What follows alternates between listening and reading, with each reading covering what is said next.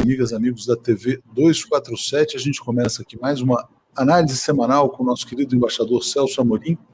Nessa semana, não na segunda-feira, mas na quinta-feira, 3h. Hoje, na CPI, eu acompanhava as sessões, o Tasso Gereissati colocou essa questão para o ministro da Saúde, se ele confirmava, né, que há algum indício de... E o ministro da Saúde, evidentemente, teve que desmentir o chefe. Não tem nenhum indício de guerra bacteriológica em relação a isso. É uma loucura absoluta, é não entender nada do que existe no mundo. Existe uma Convenção Mundial de Armas Químicas, existem convenções sobre a guerra biológica, existem inspeções sobre essas coisas. Isso, sabe, isso é uma coisa assim, sabe? Aí, enfim, nem sequer os Estados Unidos hoje, nenhum governo de direita, sei lá, Polônia, Hungria, que são governos de direita, nem a Índia, que tem uma rivalidade com a China, ninguém faz essa acusação. É uma acusação, no mínimo, leviana.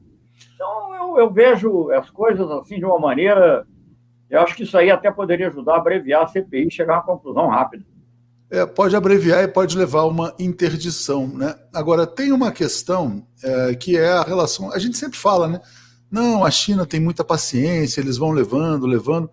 Mas não tem uma hora que acaba a paciência, não? Quer dizer, porque agora é o presidente da República que está fazendo uma acusação direta, grave. É óbvio, todo mundo sabe, esse cara aí não é para ser levado a sério, mas mal ou bem é o presidente do Brasil. Será que não chega um momento que entorna o caldo? Eu acho que sim. Isso já ocorreu de maneira intermitente, né? Não é o Brasil... Eu não estou dizendo que a China retaliou, mas o Brasil não foi, ao contrário do que seria de esperar, porque há uma parceria estratégica, o Brasil não foi prioritário para a China em determinado momento. Aliás, foi o que levou, uma das razões principais que levaram à queda do Araújo. Mas agora não é o ministro que está falando, não é sequer o filho do presidente, é o próprio presidente, eu não sei. Aí, Leonardo, eu acho que as consequências tem que tirar quem pode. Bom, vou ler o comentário aqui do Cadu dizendo: vamos pelo menos acertar o nome da coisa, guerra virológica, afinal bactéria e vírus são duas coisas muito diferentes. É verdade. Vírus é muito menor do que bactéria, bem lembrado. Deixa eu só compartilhar então com o pessoal essa matéria aqui, que a gente publicou hoje já na CPI. Mas não deixa de ser biológica, né? Será que é uma grande discussão saber se o vírus tem vida ou não tem vida? Isso é uma discussão filosófica, não só filosófica, mas física, mecanicamente importante. Exatamente. E hoje, mas ele tem razão, virológica é uma boa colocação. O Queiroga desmentiu o Bolsonaro negando essa guerra química, né, ou biológica, enfim, foi colocado. Não, o Bolsonaro usou o termo guerra química, que também seria uma impropriedade, são outros tipos enfim, é outra coisa. E a confusão é tão grande que ele falou que tinha informações da ABIN, os militares saberiam disso, já estão pensando em convocar também o chefe da ABIN na CPI para dizer, olha, você tem alguma informação sobre isso? Existe uma discussão sobre assim, quer dizer, se o paciente zero surgiu na China ou se veio de fora, tem toda a discussão daqueles jogos militares que aconteceram em Wuhan, não se sabe ainda quem é o paciente zero desta doença, mas de qualquer maneira, tem a questão, eu vou entrar nesse ponto aqui, ó. Fale sobre os insumos, a China já está retaliando, né? Houve uma entrevista do Dimas Covas, do Butantan, dizendo, já vão ao risco de que comecem a faltar os insumos, né? E aí o Brasil fica sem vacina de novo, né, em função disso? É uma tragédia absoluta, sendo que ontem também, além disso, houve um ataque ao STF, né? Eu publico o decreto, e o decreto vai ser aplicado, e ninguém pode contestar. Olha, nós estamos vivendo um momento muito crucial, eu não sei o que vai acontecer, eu não tenho nenhuma influência nisso, mas nós estamos vivendo um momento muito crucial da nossa... Eu acho que essa pandemia talvez tenha que ser... essa CPI talvez tenha que apressar um pouco as suas conclusões. Tomara. Celso, deixa eu só aproveitar aqui, eu vou fazer uma pequena propaganda rapidamente aqui do segundo documentário que a gente está lançando aqui com o Joaquim de Carvalho. Acabou de ser publicado, o tema é A História Secreta da Cloroquina. A ideia é revelar os interesses bilionários por trás desse caso. Um remédio ineficaz matou milhares de pessoas, não só, na verdade, gente que tomou e não poderia tomar e teve efeitos colaterais, mas matou muita gente. Por quê? Porque há quem diga que a cloroquina era, na verdade, a fachada para essa busca da imunidade de rebanho. Dizer, não, olha, pode trabalhar à vontade, não tem nenhum problema, vai para a rua, porque se você tiver qualquer complicação, você toma cloroquina e está resolvido. Então a gente lançou, eu vou botar aqui o link também para quem quiser eventualmente apoiar, é muito simples, catarse.me/cloroquina, e todo mundo que apoiar vai ter o crédito, como a gente fez no caso do documentário do Walter Delgatti. Você tem alguma desconfiança, Celso, do que pode ter acontecido nessa questão? Por que o Bolsonaro se interessou tanto por esse remédio? Eu vou ver seu documentário primeiro e depois eu vou dar minha opinião. Mas o que eu acho é o seguinte: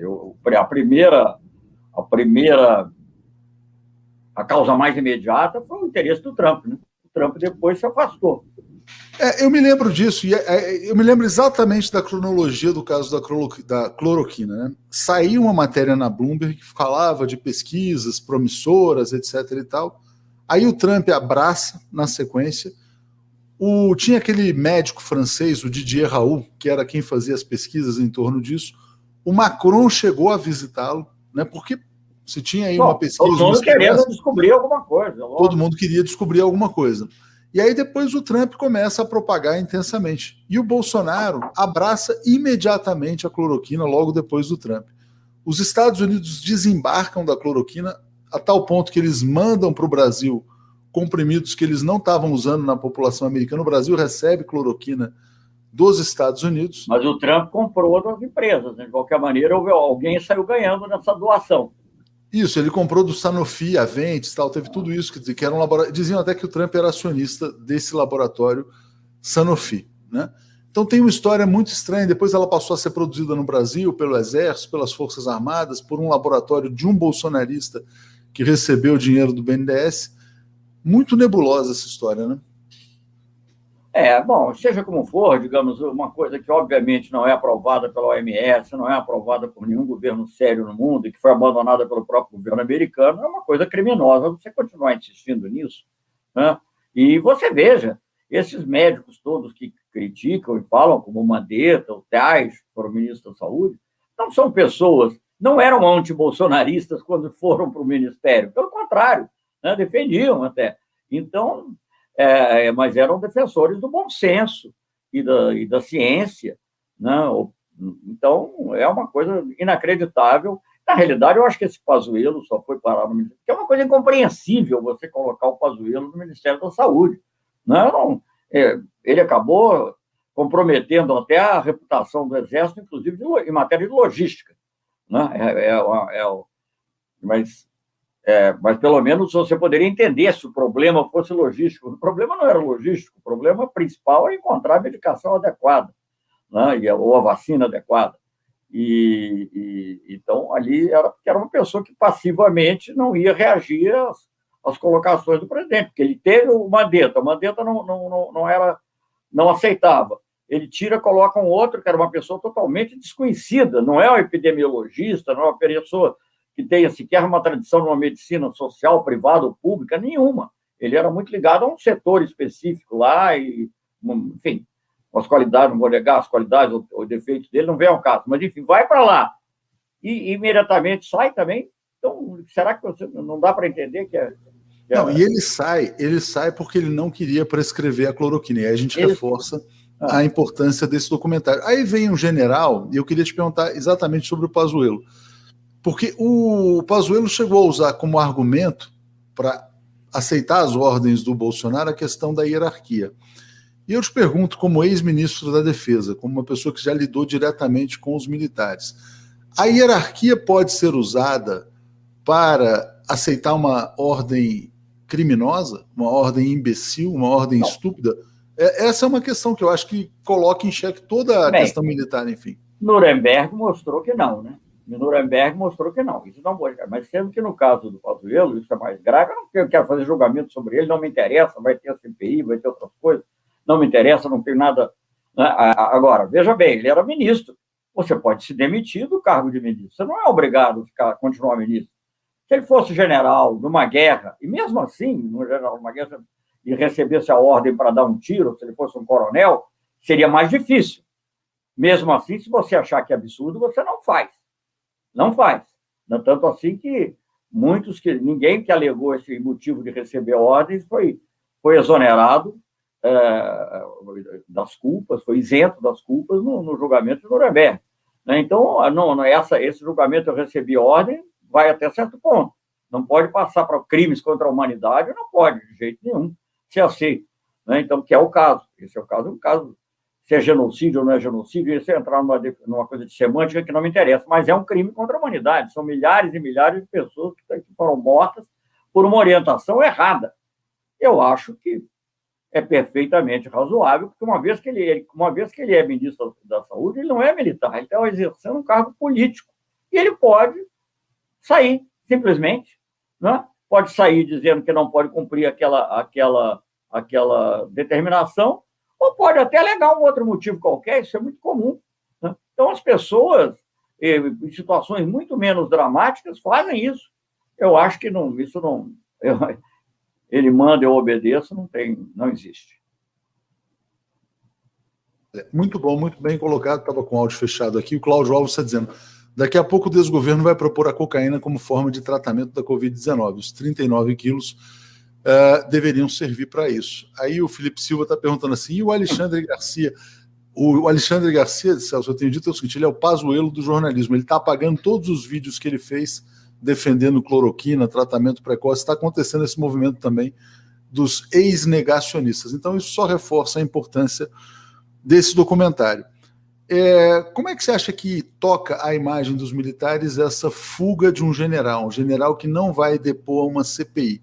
Não chega a ser humilhação demais para os militares? Ele é general da ativa, então te pergunto sobre isso. É muito grave, né? Eu acho que até o Pujol já expressou isso. O próprio Pujol disse, eu não sei se estou falando que eu li na mídia, que ele disse assim: pô, você devia ter se demitido. Então, quando é uma ordem, porque você deixou mal não só você, mas o próprio Exército. Então, eu acho que não só o Pazuello, vamos ser mais amplos nisso, essa contaminação profunda das Forças Armadas com o governo Bolsonaro é muito ruim. É ruim, e eu volto a dizer sempre o seguinte: nós precisamos das Forças Armadas e nós precisamos das Forças Armadas prestigiadas, não para agir na política, porque não é função delas, mas para agir na defesa do país e também para que, em casos extremos, os poderes possam se valer delas. Né? Você tem situações como as Olimpíadas e outras assim, que não ocorreu nada de extremo, mas poderia ocorrer. Mas se você tiver uns milicianos lá que estão muito armados, né? O acesso às armas foi facilitado. Policiais também direcionados num certo sentido. Não é geral, mas existem vários casos. Numa hora dessas, se houver um episódio, como o próprio presidente, não estou falando uma coisa na minha cabeça, o próprio presidente mencionou que pode ocorrer no Brasil, que é uma invasão do Congresso Nacional, a exemplo do que ocorreu nos Estados Unidos, quem que vai defender? Quem que vai defender? Nos Estados Unidos é a Guarda Nacional. A Guarda Nacional tem uma dupla vinculação.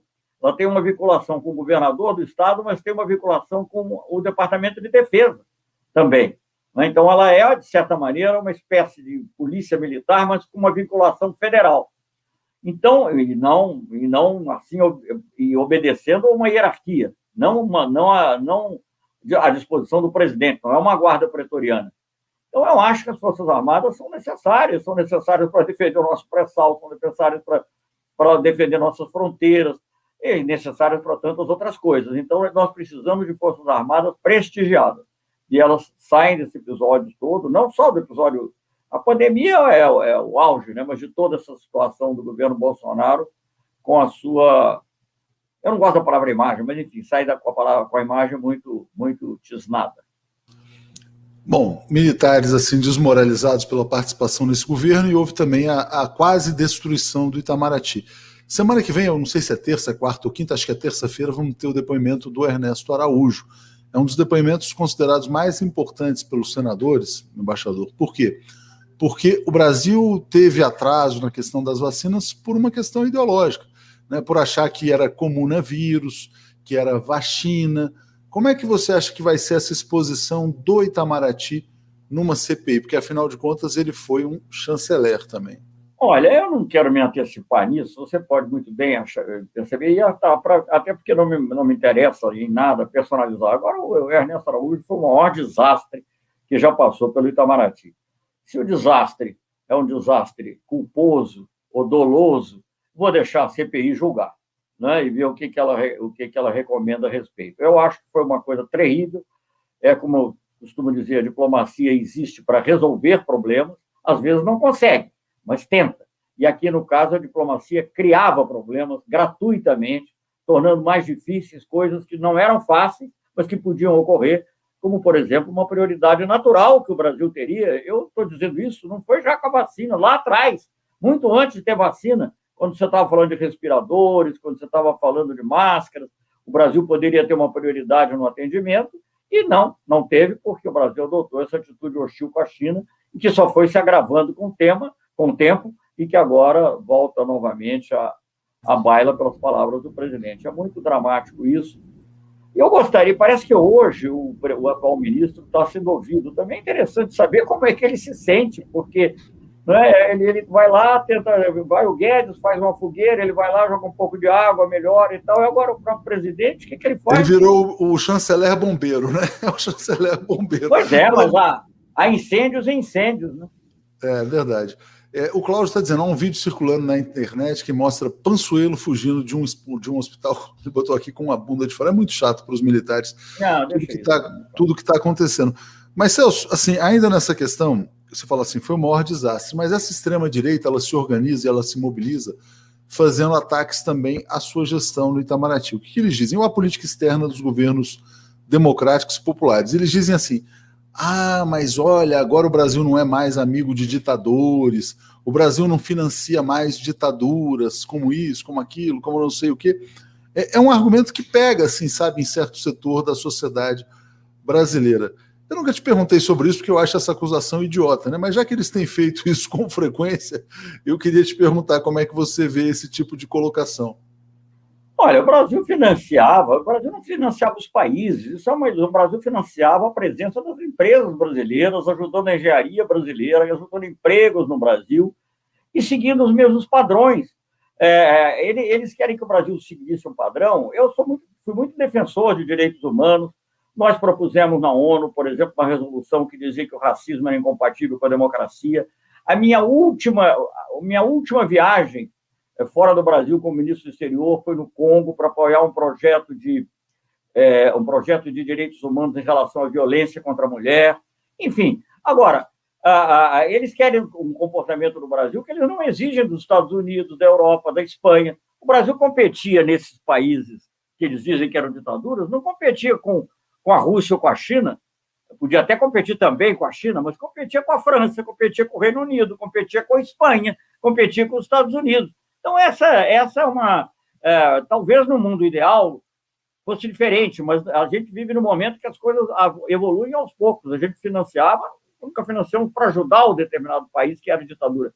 E até, eu diria, que com a nossa presença e com o financiamento que ocorria e que poderia eventualmente ajudar na economia do país, você estava indiretamente ajudando nos direitos humanos no país. Mas, por exemplo, as pessoas criticam, é uma discussão longa sobre isso, né? Mas o Porto de Mariel, o Brasil, para que a Cuba, que é um porto de águas profundas? Era para comerciar com a Nicarágua ou para comerciar com a Venezuela? Não, claro que não. Era para inserir Cuba no comércio mundial.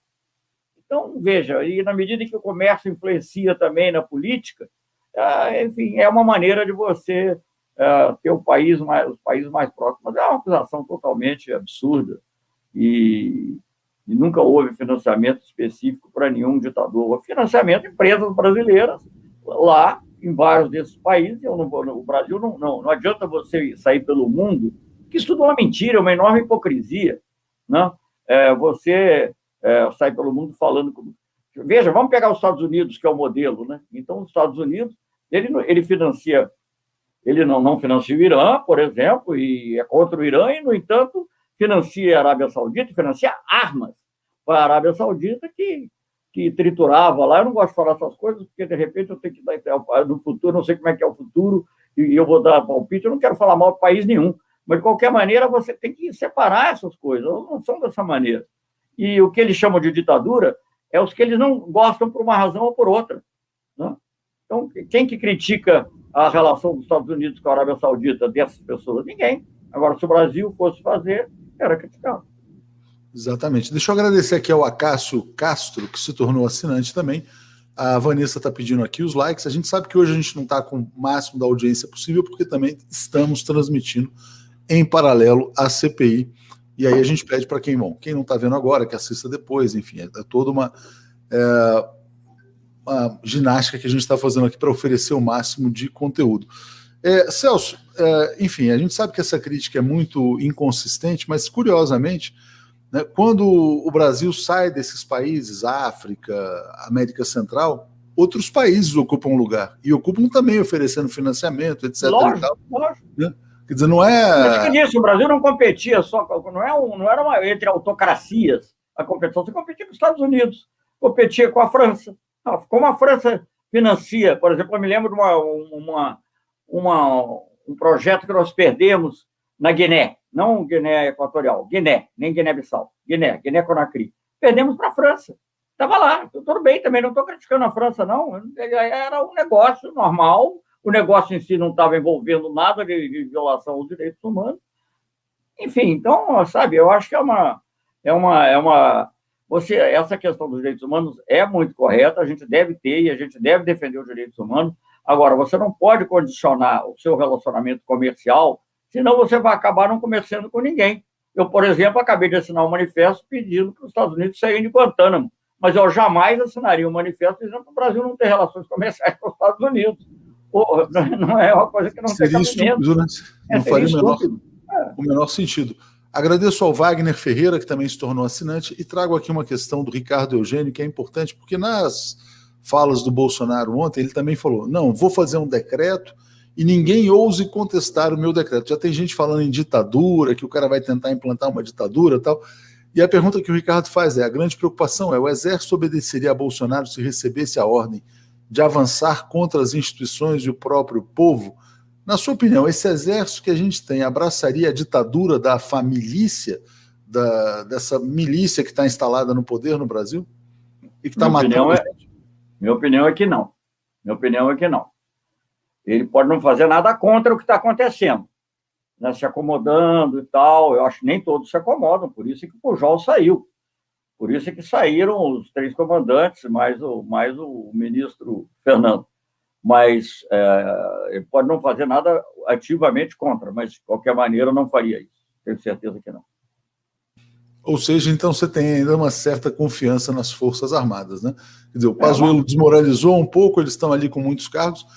Eu acho que isso afeta a imagem deles, afeta a credibilidade, eu acho que é um erro muito grande. Eu comentei uma vez com uma pessoa conhecida minha, dizendo assim, que desgaste para as Forças Armadas, e a pessoa comentou de volta um desgaste anunciado, uma pessoa das Forças Armadas, então, que foi das Forças Armadas. Então, isso é uma coisa que eles sabem que é muito ruim para eles, e vai ser ruim para eles, e é ruim para o país, porque senão fica essa ideia geral, temos que acabar com as Forças Armadas. O Brasil não pode acabar com as Forças Armadas. O Brasil precisa das Forças Armadas e precisa de Forças Armadas bem equipadas. Agora, veja bem, submarino de propulsão nuclear não reprime, não é para reprimir manifestação da Cinelândia. Né? O submarino de propulsão nuclear é para defender as nossas fronteiras, da mesma maneira que os caças. Então, há uma diferença no tipo de apoio aos investimentos que as Forças Armadas podem fazer e devem fazer. Então, eu acho que essa questão... Agora, para falar em golpe, eu vou dizer uma coisa que eu acho. Eu acho que o governo Bolsonaro está acabando mais rápido do que se pensa. Essa é a minha impressão.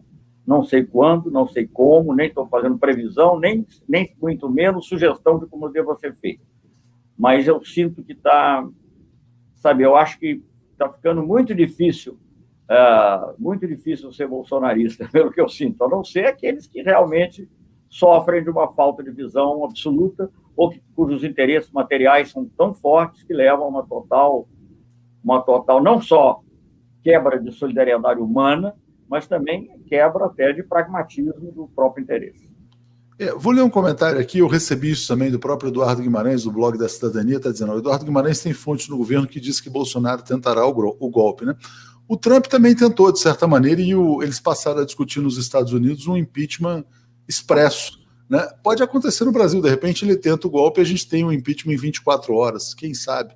Né? Quem sabe isso acontece aqui, tudo pode acontecer. Então, vamos aguardar os próximos momentos. Pelo que eu vi até hoje, o Bolsonaro é mais da ameaça do que Pode acontecer, não vou dizer que não, pode ser que até chegue um ponto que ele ameaça tanto que ele mesmo se sinta forçado a tentar algo, mas eu acho que ele não será bem sucedido. E já está claro também, né, Celso? Acho que o que gera um certo desespero é que já está claro que essa CPI não tem como. Assim, se a CPI fechasse hoje, já dava para fazer um relatório final incriminando o Bolsonaro. Né? Gente, em qualquer país do mundo, um filmezinho não precisa muito. Hoje eu participei de uma outra live, você já pensou? Ele é chefe de governo e chefe de Estado, presidente do Brasil. Ele encarna o país, não é só um governo, ele não é só o administrador mor, ele é o chefe de Estado, ele encarna o país. Ele é como se fosse a rainha da Inglaterra ou o presidente dos Estados Unidos, além do poder. O presidente dos Estados Unidos, como o Bolsonaro, tem os dois aspectos. Você pode imaginar a rainha da Inglaterra rindo porque morreu gente na Irlanda do Norte, né, numa batalha qualquer, ou porque dando risada, né, como aqui se ri das pessoas asfixiadas, ou como se ri de que contraiu o Covid, né, numa atitude, inclusive, ofensiva, com voz feminina, eu não sei se é uma ofensa aos gays, se é uma ofensa às mulheres. Bastaria isso. Para mim, bastaria esses vídeos, não precisaria mais nada. Já tá, não, motivos é o que mais tem, né? A gente tem demais aqui. Basta, mas para esse filme basta, porque é incompatível com o decoro presidencial. Exatamente, exatamente. Mas, enfim, só para fechar no ponto da CPI, é um pouco isso, quer dizer, demitiu 2 ministros porque não queriam prescrever, o remédio é ineficaz, né? Tudo está se comprovando, e é lamentável, né, Celso? A gente vê, eu estou vendo aqui agora, tem aqui um senador falando que o Brasil passou a ter no Senado Federal a bancada da cloroquina, porque para defender o Bolsonaro tem que defender a cloroquina. E aí a gente começa a ter senadores se especializando em saúde. Mas quantos são? Quantos são? Meia dúzia. Mas meia dúzia que estão lá passando vexame, né? Vexame. Inclusive já foi piada no parlamento francês isso também. Muito triste. Muito triste. Você chegou a ver o vídeo. Eu vou compartilhar aqui só mais uma vez, eu acho que é importante, então, para que as pessoas eventualmente apoiem esse documentário. Então está aqui, foi lançado hoje, A História Secreta da Cloroquina, vai ser feito pelo Joaquim de Carvalho.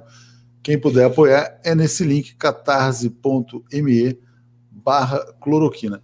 Celso, uma última questão, que balanço que você faz desse giro do ex-presidente Lula por Brasília? Como é que você avalia? Ele está circulando? Olha, eu acho muito importante, ele digamos, normaliza a presença dele no meio político, demonstra que ele é uma pessoa do diálogo, né?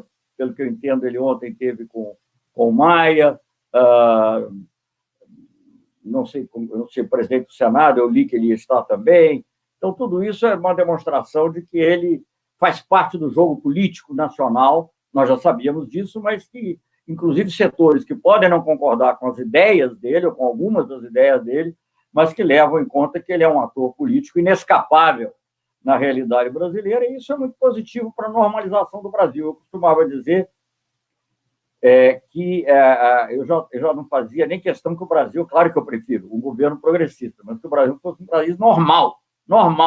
E eu acho que a presença do Lula contribui para essa normalização do Brasil. Mas, por outro lado, a persistência do Bolsonaro e do bolsonarismo é uma marca de anormalidade ainda muito grave que o Brasil traz consigo. A Tereza Cruvinel tem defendido a tese de que a candidatura Lula, por ser a única viável, ou pelo menos a mais viável para derrotar o bolsonarismo, vai se transformar numa candidatura de salvação nacional, Celso. Olha só. Curiosamente, depois de tudo que aconteceu. Não é impossível, não é impossível. Não, mas, embora eu ache que fosse saudável para o país uma candidatura de uma direita responsável. Não que eu concorde nada com ele, mas eu acho que seria saudável ter um polo lá, sei lá, o Rodrigo Maia, ou sei lá, até o governador de São Paulo, ser candidato. Eu acho normal isso, eu acho que isso é normal e deixa o povo escolher o projeto que eles acham melhor. Mas acho que a situação está tão absurda que essa tese da Tereza Cruvinel pode realmente se produzir. Mas eu preferia, porque eu acho que é muito bom que haja, digamos, uma abertura ao centro, ou que o centro se abra para a esquerda, mas é bom também que haja pontuações sobre formas de ver o progresso. Porque o Brasil vai ter que tomar muitas decisões importantes, decisões sobre Petrobras, decisões sobre a Eletrobras, decisões sobre Bolsa Família, decisões sobre reforma agrária. E aí você ter um governo mais esquerdo, né, que de repente dá até para convencer essa direita. Não vamos copiar ali o que está sendo feito nos Estados Unidos, né? Não precisa copiar a China, copia os Estados Unidos. É isso. Por isso que eu digo, é o Biden Mas veja bem, mesmo o Biden não é a União Nacional lá, porque tem uma extrema-direita, e aqui continuará a ter essa extrema-direita. É isso aí. Celso, muito obrigado mais uma vez, obrigado a todos que acompanharam. Vou encerrar a transmissão aqui. Quem quiser assistir a CPI, a gente está transmitindo. Valeu, Celso. Obrigado mais uma vez. Um abraço, obrigado. Tchau, tchau.